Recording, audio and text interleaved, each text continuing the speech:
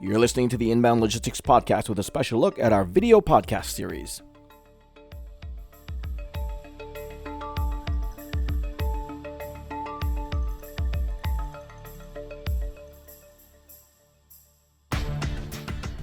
Welcome to the Inbound Logistics video podcast series presented by Inbound Logistics Magazine. Today we're looking into the trends, benefits, and challenges that come with autonomous solutions in logistics.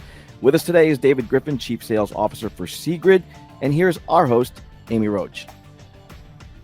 Thanks, Jeff. Hi, David. Welcome. Thanks for joining us today. Hi, Amy. Thank you for having me. Absolutely.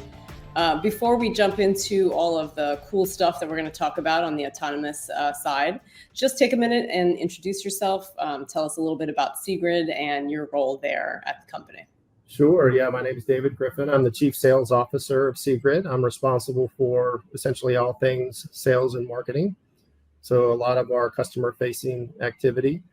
SEEGRID is rare in the AMR space. We were a company that was founded more than 20 years ago.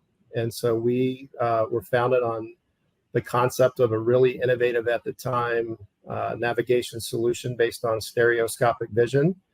And importantly, that innovation allowed SEEGRID to start to develop what I'll call the first truly AMR solutions in which we could navigate facility-wide without any infrastructure. So if you recall back at that time, the AGVs of the day required things like magnets or wires or reflectors to guide themselves around the facility. Mm-hmm. With this new stereoscopic navigation innovation that SEEGRID brought to market, we were able to do our navigation infrastructure free, which allowed for much simpler and more flexible deployments. And from there, we've kept going ever since. Got it. 20 years, a lot has happened. A lot has changed in the AMR market. Let's just talk a little bit about the market in general. I understand that it's predicted to grow to $3.5 billion by 2027. And I know SEEGRID just closed a big funding round to accelerate deployment of your autonomous lift truck solutions.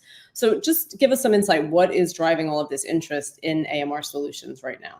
Yeah, sure. So I think that the two biggest drivers of the increase in AMR adoption are the cost of labor and the availability of labor. And so in this inflationary world that we now live in, obviously labor is becoming, increasingly more expensive over time.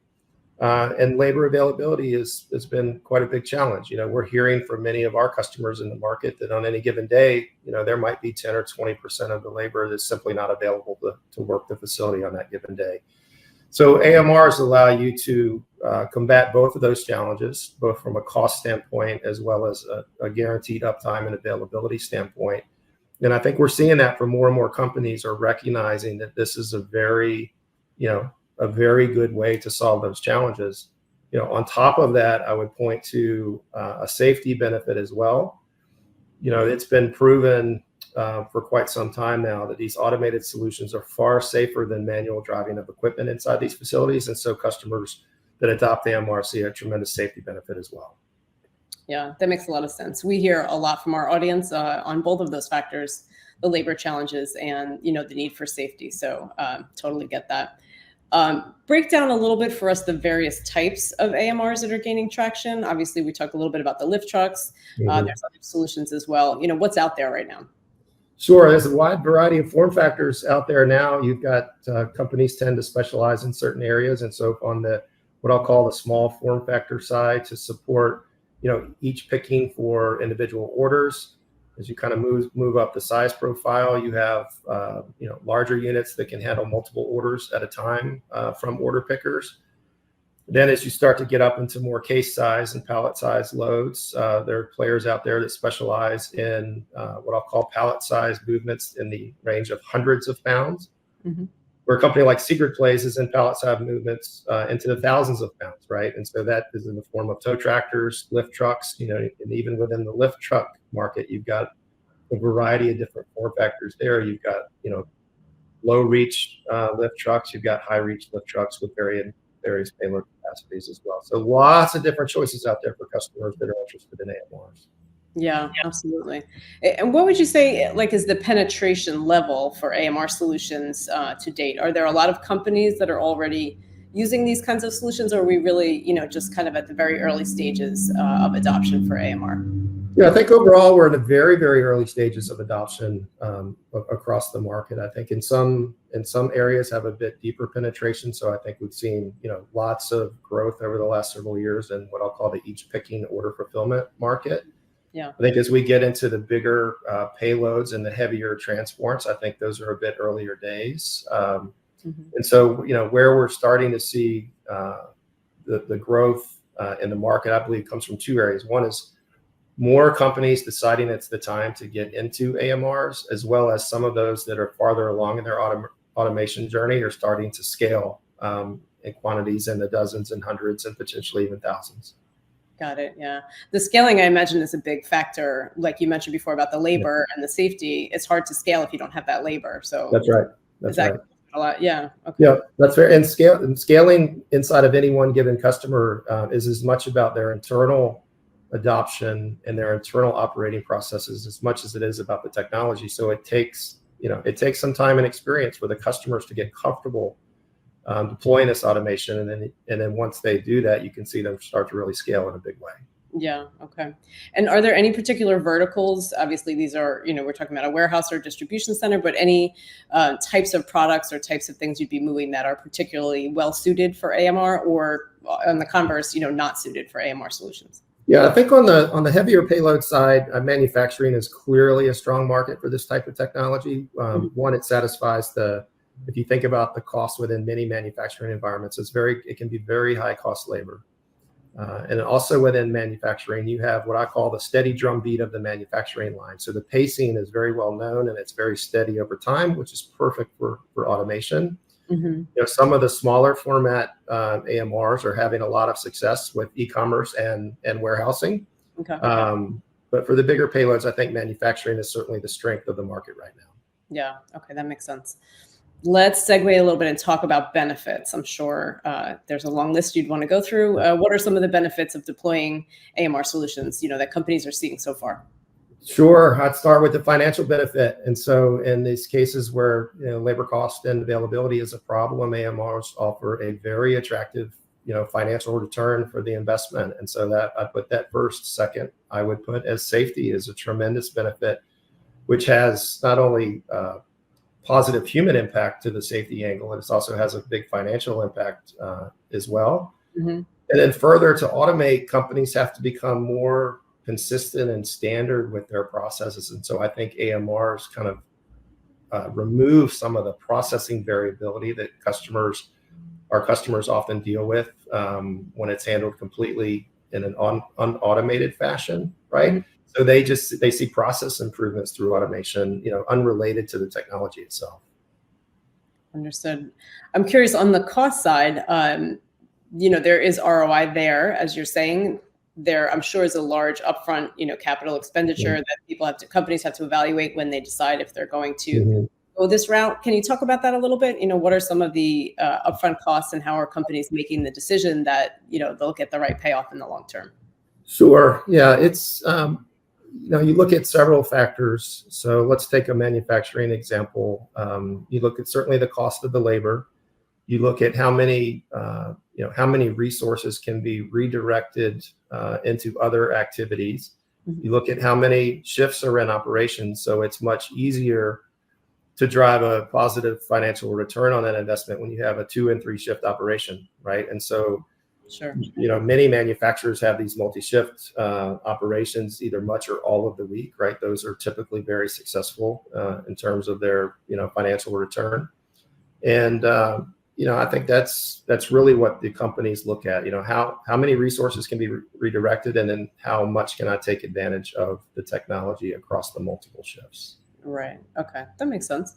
What about on the flip side, roadblocks? If you're a company and you're interested in adding this autonomous tech to your operations, do you have to worry about integration, with existing technologies, new processes, training? What are some of those challenges? Yeah, it's certainly an adoption challenge. So I would say the challenge of adoption by the facility personnel, they've been doing certain things, certain ways for often a long, long time. So just the fundamental change in process and a willingness to, understand and adopt that new process, I would point to, as challenge number one. I think the other challenges around integrations are things that can be solved with time and effort, right? So fundamentally, a company that is interested in deploying AMR technology, things like integrations will not get in the way. I see what you mean. Okay. And is this something that's available and, makes sense for smaller operations as well? Or, is there like a threshold in terms of what size of a company can spend to deploy an AMR and see some of those benefits? The benefits are really unrelated to the size of the company. They're tied very closely to, the size of the facility and then the financial metrics of that facility. So even, a one facility company that has a high, labor cost structure that requires lots of automatable movement inside the facility, it can be a great customer for an AMR solution. Understood. Okay. What about forward looking? Take us through some of the trends that you're seeing, both right now and in the long term overall in the AMR market. Sure. One trend that we've really noticed over the last couple of years is more and more companies are building what they call automation teams that specialize in taking, AMR and other similar automation equipment into each of these facilities. And so, as I mentioned, the adoption challenge is real for these customers. And so by building a dedicated team to automation, they're able to build internally their own sets of skills and experiences to help with that adoption challenge. And we're seeing that in almost all of our customers. Certainly all of our large customers nowadays are forming these automation teams. In some cases, these teams are dozens of people large. And is that like a cross-functional team? Who would be on such a team? It's generally a cross-functional team of people related to IT. So they would handle things like integrating into the networks, integrating into other systems, operations personnel that understand really what happens inside the facility and can help design, the applications and use cases for the automation so that they can be taken, care of most effectively. And then there's support personnel, right, that are really tasked with understanding the equipment, understanding how to maintain and support the equipment to keep it up and running 24/7 as much as possible. Okay. Yeah, that makes sense. So if you are a company listening to this and you're interested, you're exploring an AMR solution or you're interested, what's sort of a first step? What is the advice that you give to companies who are investigating this and, aren't sure which way to go? Yeah, I'd say go do your research. There's lots of information available out there in many different forms. I would encourage every company to talk to multiple providers and get a feel for, what's possible. And then, certainly as companies are getting started, one of the things that we recommend to our customers quite strongly is start with a win. Like pick a simple, straightforward process that can be automated quite easily and build from there, right? Don't try to tackle your hardest challenges first. Right. Okay, that makes sense. I think that's good advice across all of these kinds of supply chain solutions that companies are thinking about. So makes sense. Okay, great. Anything else that we should know about the AMR market now, looking forward? Anything else, to share? I just encourage everyone to come out and take a look at these types of solutions. We're seeing some really big scale develop from, our customer base and other vendors' customer bases. The benefits are very real. The benefits are very attainable, and the improvements to the business will be lasting. So I'd encourage everybody to take a hard look at it. Great. Very cool stuff. All right. Again, thank you so much for coming and sharing your insights, and appreciate it. Thank you, Amy. Thank you for having me. Thank you to David Griffin and to SEEGRID, and thank you for watching this Inbound Logistics video podcast. For more episodes, go to www.inboundlogistics.com. Inbound Logistics Magazine is the information leader in supply chain and logistics management. Start your free print and digital subscription today by visiting bit.ly/getil.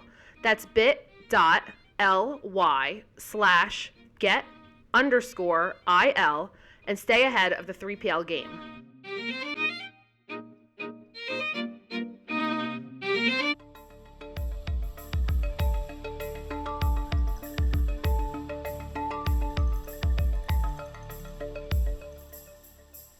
The Inbound Logistics Podcast is a production of Inbound Logistics Magazine. For the most in-depth information around logistics, transportation and supply chain practices, Get your free print and digital subscription at inboundlogistics.com/subscribe. Connect with us via LinkedIn, Twitter, Facebook, and YouTube for the most current developments in the industry. If you'd like to leave us some feedback or have a topic you'd like to see covered in a future episode, call our Dialog line at 888-878-3247 or leave us an email at podcast@inboundlogistics.com. I'm your host, Jeff Vita. Thanks for listening, and we'll catch you next time here on the Inbound Logistics Podcast.